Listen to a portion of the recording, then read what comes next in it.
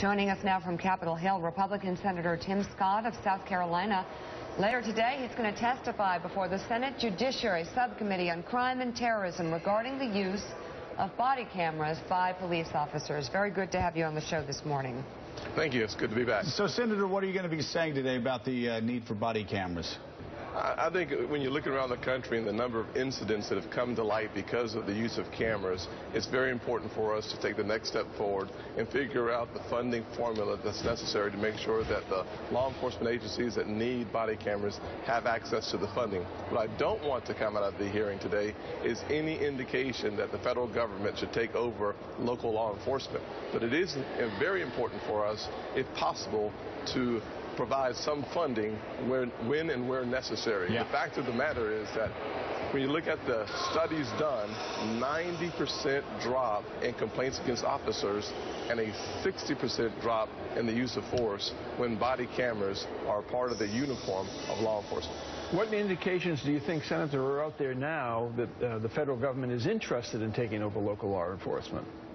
Well, I'll tell you, I've met with more than 24 groups and individuals who are very interested in engaging in the process of having body cameras. Their biggest concern that I hear, besides you think data body retention and cameras disclosure, are part of the federal government's attempt to take over local law enforcement? Some people believe that if you provide funding for body cameras, the question is what strings come attached to it. And so many of the groups that have come in have asked that specific question. Actually, almost every group that has come in, from the Sheriff's Association to the Mayor's Conference, Attorney General's Conference, all ask about the role of the local law enforcement and the role of the federal government, and how do we fuse those two together. I think the answer is you don't. You provide funding and you allow local law enforcement to be in charge of local law enforcement. Senator, I want to shift a little bit to the political side. Your state is getting a lot of visits these days. You Yes. potentially have a colleague, the senior senator from South Carolina, that has basically said he's getting into the race. Are you willing to endorse Lindsey Graham when he gets in on June 1st, or how do you position yourself as all of these individuals come to your state? Well, I have, for the last election cycle, hosted a Tim's Town Hall, presidential town hall, where I invite every single candidate into a town hall meeting, one-on-one with my constituents. I will continue to do so. In order to do that objectively, you have to remain on the sidelines and let each candidate have their opportunity before an audience. And then at the end of that, I may be in a position to endorse some candidate.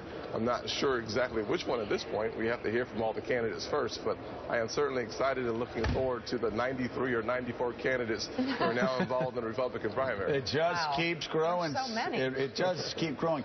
Let me ask you, Senator, what about the news out of Ramadi this weekend? ISIS continues to be on the march.